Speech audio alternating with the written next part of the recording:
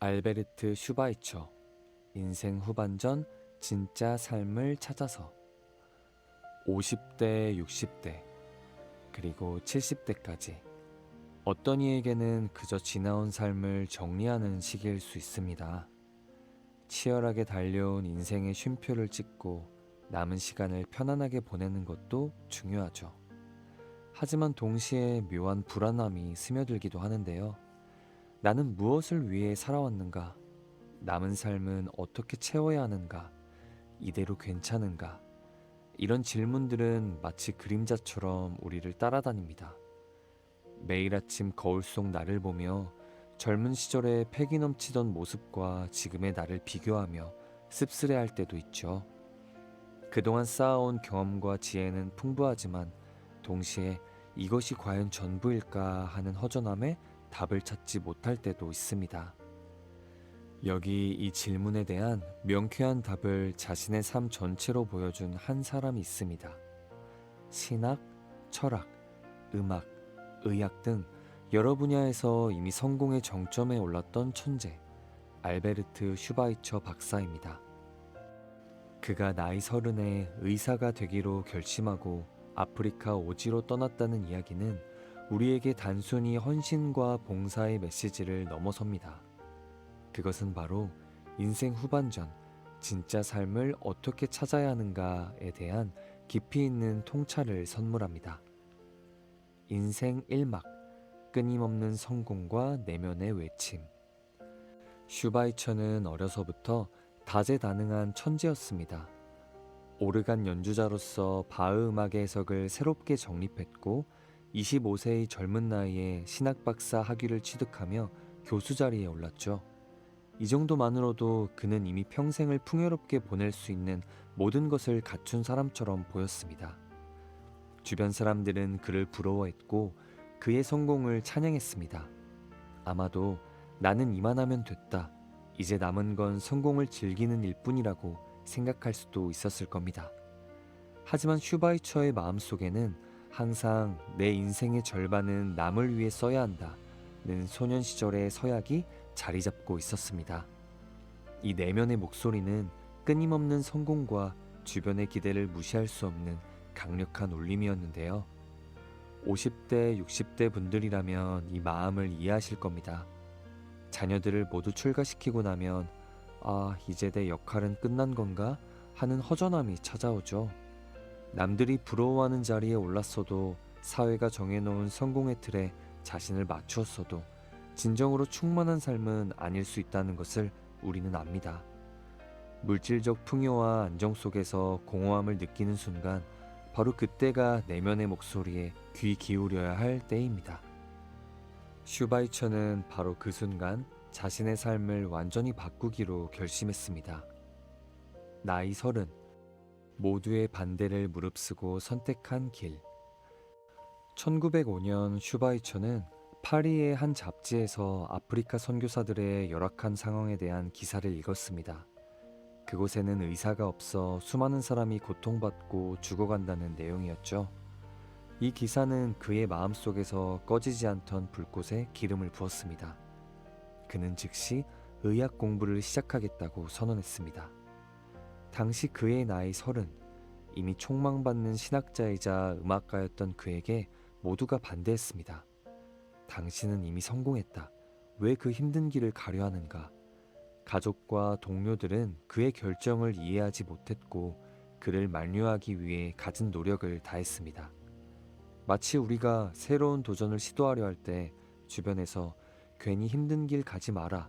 이 나이에 무슨 이라고 말하는 것처럼 말이죠. 하지만 슈바이처는 단호했습니다. 그는 이미 가진 것을 잃을까 두려워 아무것도 하지 않는 것보다 내가 가진 것을 통해 타인을 돕는 것이 더 가치 있는 일이라고 생각했습니다. 그는 7년간 의학 공부를 거쳐 38세가 되던 해 아내와 함께 아프리카 가봉의 랑바레네로 떠났습니다. 이 결정은 특히 5060 세대에게 큰 용기를 줍니다. 새로운 것을 시작하기엔 늦은 나이라고 생각하며 주저할 때가 많죠. 하지만 슈바이처는 모든 것을 이룬 후에야 비로소 진정한 의미를 찾아 나섰습니다. 그는 자신이 쌓아온 명성과 지식을 내려놓고 그 지식을 가장 필요한 곳에 사용했습니다. 은퇴 후 자녀들을 모두 출가시킨 후 자신의 인생을 재정의하고 싶을 때, 그때마다 슈바이처의 이야기는 우리에게 늦었다고 생각할 때가 가장 빠른 때라는 메시지를 전합니다. 당신의 지혜와 경험은 결코 헛되지 않았습니다. 이제 그것을 어떻게 사용할지 고민할 차례인 거죠. 인생 2막, 생명에 대한 경외를 실천하다. 랑바레네에 도착한 슈바이처는 병원조차 없는 황무지에서 직접 병원을 짓고 사람들을 치료했습니다. 그는 환자뿐만 아니라 동물, 식물 등 모든 생명체를 소중히 여겼습니다. 생명에 대한 경외라는 그의 철학은 이처럼 단순하고도 위대한 행동에서 비롯되었습니다. 그는 이렇게 말했습니다. 나는 살고자 하는 생명이며 살고자 하는 생명들로 둘러싸여 있다. 이 말은 우리에게 깊은 깨달음을 줍니다. 우리가 살아온 삶은 오직 우리 자신만을 위한 것이 아니었습니다. 가족을 부양하고 직장에서 맡은 바 책임을 다하고 사회의 일원으로 기여하는 모든 과정이 바로 살고자 하는 생명인 우리 주변을 돕는 일이었습니다. 어쩌면 우리가 젊은 시절 느꼈던 공허함은 자신의 재능을 오직 성공만을 위해 사용했기 때문일지도 모릅니다. 하지만 이제는 그 재능과 경험을 남을 위해 사용할 때 진정한 삶의 의미를 발견할 수 있습니다. 슈바이처는 말년까지 그곳을 떠나지 않고 봉사를 이어갔습니다. 그는 이타적인 삶을 통해 1952년 노벨 평화상을 수상했고 많은 이들의 존경을 받았습니다. 그의 삶은 성공은 행복의 열쇠가 아니라 행복이 성공의 열쇠라는 그의 명언을 증명하는 산 증인이었죠. 진정한 행복은 내 것을 쌓아 올리는 데 있는 것이 아니라 내가 가진 것을 베풀고 나누며 다른 이의 삶에 기여하는 데 있음을 보여줍니다. 이러한 슈바이처의 삶은 5060 세대에게 다음과 같은 중요한 해답을 줍니다. 1. 남은 삶의 의미 찾기. 당신이 살아온 인생의 경험과 지혜는 이미 귀한 자산입니다. 그것을 자신만을 위해 쓰기보다 주변의 작은 봉사부터 시작해보세요. 자원봉사, 재능기부, 취미활동을 통한 나눔 등 사소한 행동이 당신의 삶에 새로운 활력을 불어넣어 줄 거예요. 2. 새로운 도전에 대한 용기. 나이가 많아 새로운 것을 배우기 어렵다는 생각은 편견입니다. 슈바이처처럼 의사라는 완전히 새로운 길을 선택할 수도 있고 모지스 할머니처럼 새로운 취미에 도전할 수도 있습니다. 중요한 것은 바로 시도하는 용기입니다. 3. 진정한 행복 추구. 행복은 멀리 있는 것이 아니라 오늘 내가 맺는 관계와 봉사 속에서 찾을 수 있습니다.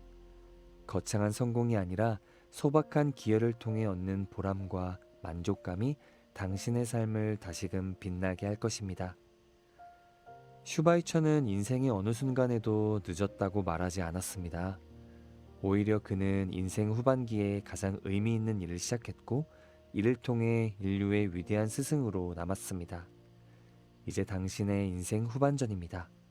슈바이처의 삶을 통해 얻은 지혜를 바탕으로 당신만의 진짜 삶을 시작해보는 건 어떨까요? 오늘도 들어주셔서 감사합니다.